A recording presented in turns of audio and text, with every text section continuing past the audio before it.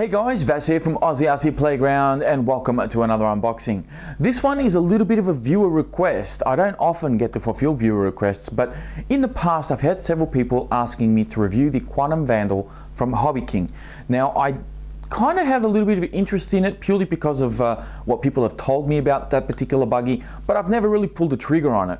However, recently Hobby King released the Quantum Vandal XL, which is essentially, from what I can gather, it's essentially the same buggy but just with some larger tires, and they've also put this great big bumper on there as well. So it's quite a unique looking RC. You don't really call it a monster truck. I guess you could pull it off as a monster truggy for a 1/10 scale, or a muggy as some people like to call them. But I think it's quite a unique category. You know, it still has the 1/10 scale buggy body on there. Of course, it does have a slightly different color scheme from the original Vandal, which is kind of like a green and a yellow. This kind of piqued my interest a little bit. I thought, hey, you know, they're trying to do something a bit different. They're being a little bit creative. Why not give it a go? See how it performs overall. I mean, I do have a lot of 1/8 scale RCs. My 1/10 scale collection is rather small, and I kind of do need to expand on it a bit. So why not try this guy out? Now, of course, looking at a picture on a box is not all that exciting. So we'll get into the nitty-gritty of this guy as I take the lid off very quickly here. This is how it comes packaged in the box. So very, very simple, not much to it. I'm gonna quickly pause here. I'm gonna take the buggy out of the box and then I'll just run you through my first impressions of it. Okay, got my buggy out of the box, and I've also mounted the rear spoiler on there. That was the only other component that came in the box with the car. This is the almost ready to run version, so there was no remote included, but of course you can get the ready to run if you don't have your own remotes. I got plenty of receivers and remotes here at home, so no need to get that version. Now the spoiler attaches with just a couple of simple body pins, so really very simple to do, and there were no spare parts or tools or anything like that in the box. The only other thing in the box was the user manual, which is this reasonably simplistic black and white book, but I think there's enough in here to get you by. I don't think they've really skipped on anything. There are some exploded views of how to assemble the shocks. There's also an entire exploded view of the car. Bit more information there about the electronics and so forth. And then of course you got all your spare parts listings on the back, including the last page, which has some hop-up parts, so some option parts if you really want to beef this guy up a bit more.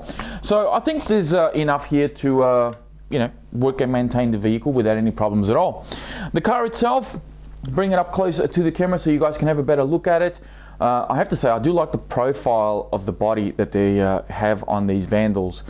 Very, very nice. There's that beefy front bumper, and I'll spin it around. Color scheme, bit of yellow, black, and, well, you know, for the ladies it's pink, for the man it's salmon. Let's just leave it at that.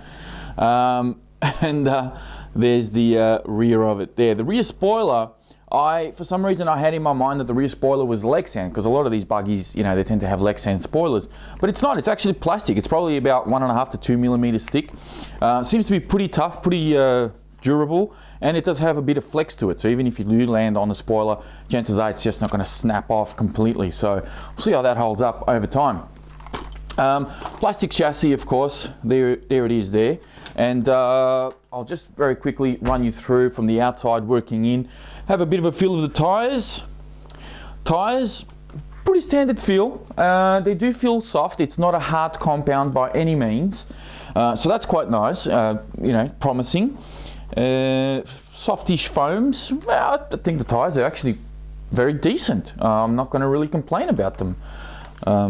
You know, they have a nice tread pattern to them, a nice aggressive tread pattern, and I do like the wheels as well. Very nice rims, all in black.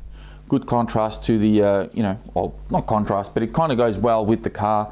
You know, if they'd gone for a white wheel or something like that, it probably wouldn't have looked too good, but keeping it all nice and simple and black. Suspension, let's have a feel of this. Pretty good, lots of travel. Obviously, you know, you've got the bigger tires, so you're going to have a lot more ground clearance. So this is ideal for anybody that doesn't have manicured parklands or tracks that you can run your RCs on. If you're just going to be bashing around at the local park or in your backyard, I think this is the perfect vehicle to have for that sort of application. And you know, from what I've seen, it's not super fast. So if you have a smaller area, I think you know, this seems to be the perfect fit. So I do like the suspension. It's not bouncy, it's well dampened. I see that you have threaded bodied shocks, and you can see the thread's been pushed down a little bit. So I do feel that it's a little bit springy, so maybe just bring that up a bit. Normally I have to bring that down, but I think maybe bring it up a little bit just to soften it up a tad might work okay. So we'll see how we go. Really nice. I like the front bumper, and it's actually mounted onto, you can see hopefully, so you have this brace that sort of comes in and sort of goes straight onto the shock tower. Hopefully this guy is not going to let me down and break or anything like that. There is front and rear sway bars already pre-installed on the buggy, and I have to applaud Hobby King for supplying sway bars on a buggy, or on an RC in general, at this price point. You know, I've spent probably twice as much on an RC than what this is worth and didn't get sway bars. So nice to see that already included in the kit. Also adjustable turnbuckles, both for your camber and your toe at the front. From what I can see, it looks like you have CVDs in the front, and there's also dog bones in the rear, which is pretty standard. Not a problem about that. The A-arms feel pretty good. I'll bring that up a bit closer to the camera as well. The A-arms feel, you know, nice and wide, plenty of thickness on them as well, so they look pretty beefy. I think this guy will actually take, you know, a fair hit and keep on going. So I'm pretty impressed. I think they're you know, thick enough to take a hit or two. There's no problem about that. There are 3 adjustment points on your shock towers for your shocks, and 3 adjustment points on your front A-arms, 3 adjustment points on the rear shock tower as well, and 2 adjustment points on the rear A-arms. Also, I just noticed everything is hex. Everything uses hex hardware. That's actually really good, because I mean, you guys have followed the channel, you know that I've had a lot of Hobby King products in the past, and a lot of them tend to come with Phillips screws. To see, this is I think 2nd or 3rd, perhaps even the 4th RC from Hobby King that I've unboxed recently that has hex hardware. So really nice to see them moving from the Phillips head screws and going to hex, because it does have a slightly more pro feel. And I know that a lot of people out there hate Phillips screws because they strip and so forth. So really nice to see that. I think that's a good improvement on their part. Aluminium shock caps on the shocks, both on the top and the bottom of the shock. If you hadn't picked that up when I had the car up nice and close to the camera. So that's about as much as I can talk to you about with the body on. Let's quickly take this guy off, have a look inside and see how this guy looks. So that is the guts of it there. Have a nice good look at it, take it all in. Battery tray on this side, so it's pretty straightforward. You have post here, a couple of body pins. Take that out, this guy slides, you know, and there are 3 holes for your battery. So even if you have a slightly shorter or thinner battery than normal, I think it'll still accommodate. Looks like there is an aluminium kind of plate back here near the slipper clutch. It does have a slipper clutch because I can see an adjustment screw right there.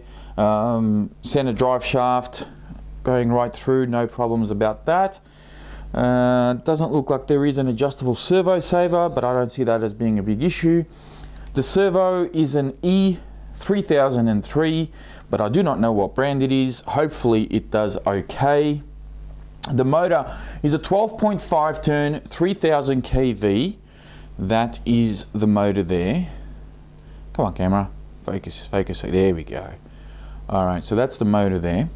And it is a Trackstar motor, also paired up to a Trackstar ESC, which is a 45 amp. Now, I saw on the website, on the Hobby King website, this is apparently restricted to 2S only. And I think the choke here is actually the ESC. I believe the 3000 kV motor should be able to handle 3S. I don't see why it wouldn't.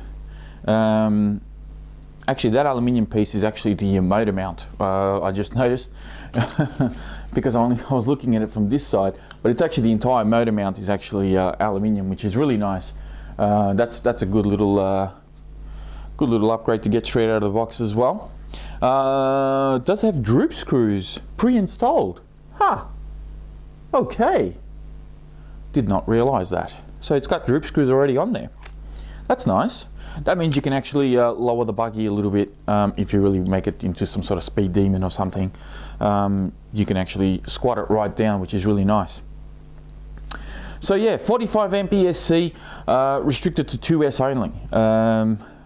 I'm hoping that's not a bad thing. A lot of people tend to run their RC, the 110 scale RCs on 2S anyway. I mean, I've ran my cars on 3S, and I've had several people comment saying, oh, you know, 3S is too much. So if this is got decent power, you know, 2S will be plenty. And given the price point and the type of, you know, type of demographic that it's really aimed for, I guess is what I'm trying to say. I think this is ideal. You don't have to worry about upping the power with a 3S. You just buy a couple of 2S packs and, you know, keep somebody very, very happy for a few minutes, you know, half hour, 40 minutes, depending on how long or how big the batteries are. I think it'll work very, very nicely. I don't mind this car. I have to say, for what it is, I don't mind it. I think it's a, you know, it's a slight change in pace from having such big RCs, you know, 1/8 scale things that do, oh, you know, 100 kilometers an hour. Have something a little bit more tame, that's just fun and can be durable, and it doesn't have to be super fast. One thing that I've learned in this hobby is that people get carried away trying to up power all the time. Yes, power is part of the fun. You know, if you have something that's underpowered, it can be a problem.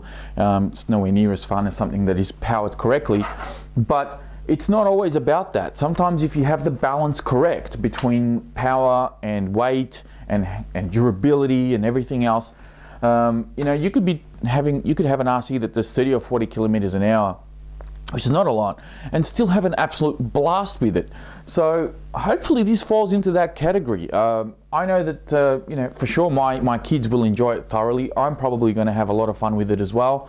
And I've got a friend of mine who also bought one of these recently, so we may actually race each other with the same car, which will be very interesting to see how that works out. But I'm liking what I see. I think that this is a, you know, good value for money from at least my first impressions. I think it's a nice, neat little buggy. But I'm going to leave it here, guys. Thank you all very much for watching. If you have any questions, please be sure to leave them in the comments down below. Don't forget to check out the video description. I'll have more information on the car in there as well, and as well as a link to my Facebook page, of course. Thank you again, and I'll speak to you guys next time.